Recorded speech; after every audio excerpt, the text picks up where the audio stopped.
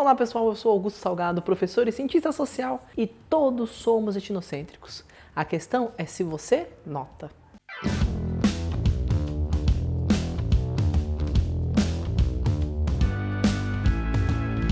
Etnocentrismo é quando você julga a cultura do outro a partir da sua perspectiva cultural. Me dá uns minutinhos aqui que eu te explico. O processo de subjetivação, o ato de atribuir significado às coisas, você aprender o significado das coisas, né? Processo de simbolização, se vocês preferirem, é aprendido culturalmente. O coletivo ensina ao indivíduo o significado das coisas, como agir em tais situações, como fazer certas coisas, etc, etc. Todos nós aprendemos em algum momento que isso aqui é uma garrafa térmica. Todos nós aprendemos em algum momento que isso aqui é um belo bigode. Mas não fomos nem nós que inventamos essas definições, tampouco foram as pessoas que nos ensinaram que inventaram as definições. A gente não lembra quando aprendeu a maioria desses símbolos, desses significados. Por exemplo, eu duvido que você lembre quando você se tocou. Nossa, eu sei português. Ainda assim, vocês sabem português, senão não estaríamos nos comunicando. A não ser que alguém esteja me legendando ou dublando, porque o mundo inteiro quer saber as coisas que eu falo, porque agora eu estou estourado e muito famoso. Como ainda estou na faixa de menos de 1000 inscritos, acredito eu que você fala português. Inclusive, me ajuda a bater a meta do mundo me descobrir? Se inscreve aí, me dá um like. Deixa um comentário falando, Brasil descobre Augusto. Deixa o Brasil me descobrir, depois a gente vai pro mundo, tá? Bom, então aprendemos o significado das coisas culturalmente e, portanto, dependemos da nossa cultura para interpretar o mundo que nos cerca. São como se fossem óculos que você põe para enxergar melhor o mundo ao seu redor. Pois sem ele é um monte de borrão disforme que você não consegue entender muito bem o que está acontecendo. Com os óculos, as imagens ficam nítidas e fazem sentido. Mas e se esses óculos não fossem perfeitos? O que isso implicaria na nossa capacidade de interpretar o mundo? Deixa eu fazer um exercício com vocês. Tenta pensar em alguma coisa inútil. Completamente inútil. Mosca. Cadeia alimentar. Horóscopo. Alguém ganha dinheiro com isso. Seu canal. Serve para alimentar meu ego e me dar a esperança de um dia me aposentar. Vem cá, deixa eu mostrar uma coisa pra vocês.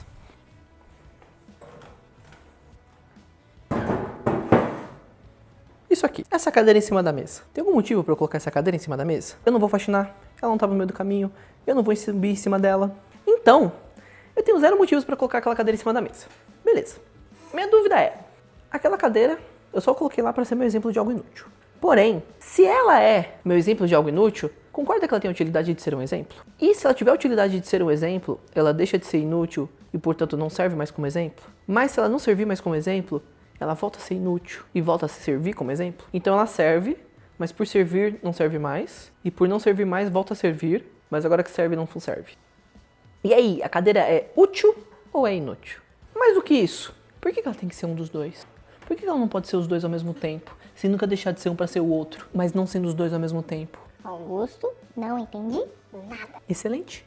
Esse é meu ponto. Vamos dar mais um passo. Imagina que eu vim de um lugar longínquo, bárbaro, ignóbil, isolado, onde eu tive pouquíssimo contato com o mundo exterior e vivi somente fechado naquela minha barbárie local, chafurdando no meio social que me gerou e que me mantém. Imagina que eu vim de Osasco e, devido ao meu isolamento, eu não compreendo o verbo ser. Não faz sentido pra mim. Tenta explicar pra mim o verbo ser sem usar o verbo ser. Pensa. O verbo ser É verbo ser, não pode usar. Então olha que louco, a base do nosso conhecimento, a afirmativa, 2 mais 2 é igual a 4, a forma mais básica de definir alguma coisa, de atribuir significado, isso é uma xícara. O verbo ser só faz sentido se ele fazer sentido. O verbo ser, que é a base da objetividade, da afirmação, possui uma subjetividade, talvez plena, talvez não. Se o verbo ser é subjetivo, se ele é questionável, se o verbo ser é uma forma imperfeita de definir, se a nossa maneira de ver o mundo, da forma mais simples, depende do verbo ser, tudo o que a gente construiu, todos os nossos edifícios de conhecimento estão numa base de areia. E se tudo que sabemos está de alguma forma atrelado ao verbo ser, tudo é questionável. O que é dia, o que é noite, o que é tarde, o que é madrugada, o que é humano, o que é homem, o que é mulher, o que é ser, o que é não ser. Nossa maneira de atribuir significado às coisas é imperfeita. E eu não quero entrar na discussão do que é o ser, eu não quero entrar numa discussão do que é um paradoxo, eu só quero que vocês entendam que a nossa maneira de ver o mundo possui problemas e por isso ela é imperfeita. E segura esse pensamento que eu vou dar uma voltinha agora. Existe um povo que faz máscaras de madeira de feições afinaladas, pendura nas colunas das suas construções para trazer fertilidade ao solo. Existe um outro povo que curte dançar pelado ao redor da fogueira. Não, eu não estou falando da USP, talvez da Unesp. Existe um outro povo que quando a criança nasce, eles enterram a placenta para não nascer um gêmeo maligno. Existe um outro povo que faz esculturas incríveis, perfeitas. O trabalho que eles fazem esculpindo é incrível, fica muito bom. E eles costumam fazer a figura de um homem todo ensanguentado, agonizando na beira da morte, e colocar onde eles cozinham, onde eles dormem, e tem um lugar que faz a criança beijar ainda quando passa. Estranho, né? E se eu falar pra vocês que ele se chama Jesus Cristo? Olha só, a imagem de Cristo é um homem ensanguentado na beira da morte?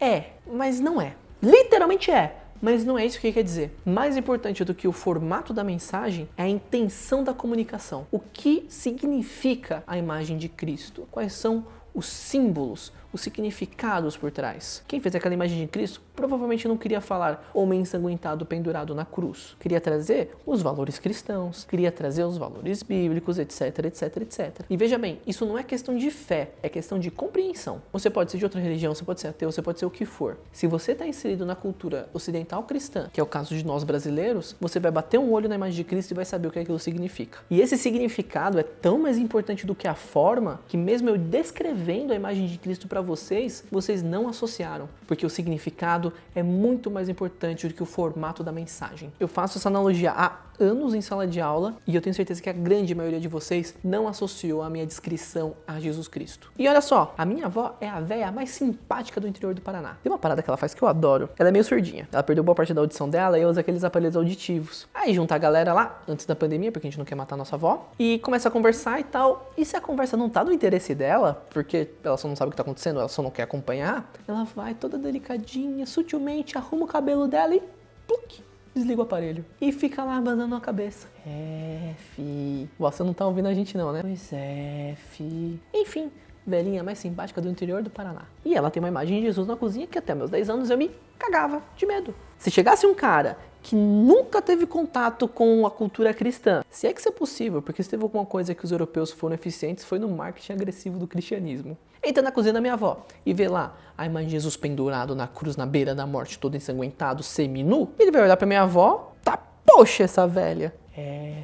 Mas, se você olhar para a imagem de Jesus e pensar em homem ensanguentado, você não entendeu. A imagem de Jesus só faz sentido dentro da cultura cristã. Na verdade, qualquer produção cultural ou simbólica só faz sentido dentro da cultura que a fez. Sem contexto, você não vai entender. Se você olha para um cocar e pensa chapéu de penas, você não compreendeu, tal como quem olha para a imagem de Jesus e pensa homem ensanguentado. Se você olha para a galera dançando pelado ao redor da fogueira e pensa humanas, nesse caso talvez você tenha entendido. Brincadeira.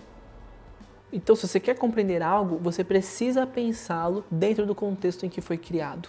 E quando você não faz isso, é etnocentrismo. Se você olha para a imagem de Jesus e não tenta compreendê-la dentro da cultura cristã, é etnocentrismo. Quando você olha para um cocar e não tenta compreendê-lo dentro do contexto cultural da sociedade que o fez, é etnocentrismo. Quer entender a imagem de Jesus? Pensa dentro do contexto da cultura cristã. Quer entender o cocar? Pensa dentro do contexto da sociedade que o fez. E isso não é um negócio fácil, viu? A galera que se especializa em analisar culturas diferentes é chamado de etnógrafo. É o pessoal que faz etnografia. E isso exige anos de prática. E etnografia mesmo exige anos de campo, anos de contato com aquela galera que você está estudando. Dá um trabalhaço aprender a fazer e interpretar. Um dos maiores pecados do nosso sistema educacional é não ensinar de forma apropriada que a nossa maneira de ver o mundo é imperfeita e, mais importante, que não é a única. Falta tanto senso crítico e noção de realidade que nós somos induzidos ao erro de pensar que a nossa forma de ver o mundo é a única. Na verdade, pior do que isso, nós nem paramos para pensar que existem outras formas de ver o mundo. Pior do que considerar a forma dos outros de ver errado é desconsiderar a sua existência. Quem tem outra perspectiva é um ignorante, um bárbaro, um mal educado, uma pessoa que precisa aprender a se comportar, a ser gente. Essa forma etnocêntrica de compreender as compreensões é um perigo, pois pensa só, se a educação é algo positivo, ao educarmos os povos bárbaros, estamos lhes fazendo um bem. Estamos trazendo para eles uma maneira mais refinada, uma maneira melhor, uma maneira mais segura, mais desenvolvida de ver o mundo. Quando na verdade a nossa forma de ver o mundo é só mais uma e o que a gente está fazendo é destruindo uma cultura tão válida quanto a nossa. É acabar com um ponto de vista diferente. É uma intolerância a outras formas de ver o mundo. Isso é etnocêntrico, isso foi muito destrutivo na história, isso é muito destrutivo até hoje. Todos somos etnocêntricos. A questão é se percebemos ou não. Como nós dependemos da nossa perspectiva cultural para interpretar o mundo que nos resta, não tem como a gente não pensar nas outras coisas, mesmo que seja nas outras culturas, de outra forma que não seja dentro da nossa perspectiva cultural. Porque a nossa perspectiva cultural é o básico para começar a olhar o mundo. Não dá pra gente se desprender da nossa cultura. Não dá pra gente simplesmente trocar o óculos. O que a gente pode fazer é colocar nosso óculos e botar uma lente em cima. Somos todos etnocêntricos. A questão é admitir essa realidade e lidar para reduzir as suas mazelas. E o fato de não termos consciência da necessidade desse relativismo cultural faz com que pessoas despreparadas entrem em contato com outras culturas e descrevam-a de forma etnocêntrica. Você precisa fazer um exercício de afastamento e de inserção na cultura do outro para você conseguir interpretá-lo de uma forma mais justa e correta. Nós olhamos os outros com estranheza, mas a nós mesmos com normalidade. Vou dar um exemplo que eu gosto muito: o uso de véu islâmico. Principalmente em comunidades mais radicais, a mulher ela é obrigada, por motivos religiosos, a se vestir de tal forma, a usar certos tecidos, a cobrir o cabelo, ela não pode exercer certas funções, ela não pode ir a certos lugares, ela possui obrigações a cumprir, tanto com as pessoas com as quais ela convive, como também em seu íntimo. Tudo por obrigação religiosa. Não faz muito tempo, na verdade faz alguns anos, que houve uma polêmica na França sobre uma possível proibição do uso de véu islâmico em lugares públicos. Enfim, eu não tô aqui para debater a moralidade da mulher ser obrigada a se vestir, ou do Estado intervir em como a mulher se veste, ou na religião dos outros. Meu ponto não é esse. Mas assim, o debate existe. Essa é uma questão que vira e mexe aparece por aí. Mas, e as freiras?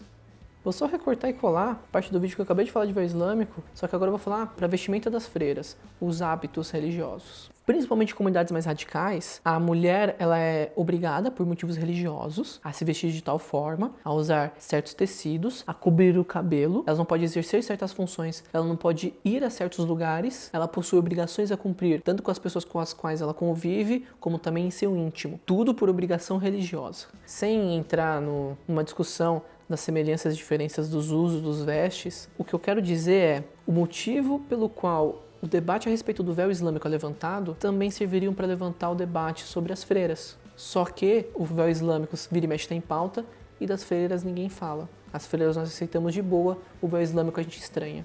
De novo, eu não estou falando que os dois são iguais, tá? Estou falando que são comparáveis, porque é uma regulação de vestimentos e hábitos de uma mulher por motivos religiosos. E nem estou dizendo que isso é ruim e nem que é bom. Meu ponto não é esse. Meu ponto é a existência de debate de um e a inexistência do outro. Isso é etnocentrismo. Quer mais uma? Quando os europeus chegaram aqui na América, eles chamaram os guaranis, que viviam na costa atlântica, aqui na costa do Brasil, um povo que na verdade era composto por diversas tribos que guerreavam entre si, que consumiam carne humana, que andavam seminus, e também haviam os incas, que viviam na costa pacífica da América, na costa oeste. Era uma galera que tinha uma organização estatal, era um império que possuía coleta de impostos, um esquema burocrático de divisão de trabalho e botou todo esse povo no mesmo balaio de galho e chamou de índio. Uma palavra que eles nem conheciam. É o europeu, dentro da sua perspectiva europeia, chamando centenas de povos de índio. Ficou claro como isso é etnocêntrico? Os povos que foram colocados no mesmo balaio de gato, eles nunca ouviram essa palavra e eles eram extremamente diferentes. Porém, para o europeu, tudo índio. Os europeus não entenderam os povos americanos e, de sua perspectiva etnocêntrica, olharam para os índios, um povo sem fé, sem rei e sem lei, e os educaram para tirá-los de sua ignorância. Levaram a civilização a esses povos, o que culminou no seu genocídio. Nos primeiros 200 anos de colonização, é estimado que 90% da população indígena foi morta. Culminou na situação econômica e social que eles ocupam até hoje. Tudo para eles serem gente como a gente. E aí, no que mais você é etnocêntrico e você não sabe? Bom, galera, se gostou, deixa o seu like, se inscreva no canal para eu conseguir ser descoberto pelo Brasil, clica no sininho para não perder os próximos vídeos, deixa um comentário aí embaixo, fala pra mim, no que mais você é etnocêntrico? Vamos bater um papo, me siga no Instagram e no Twitter, e povo,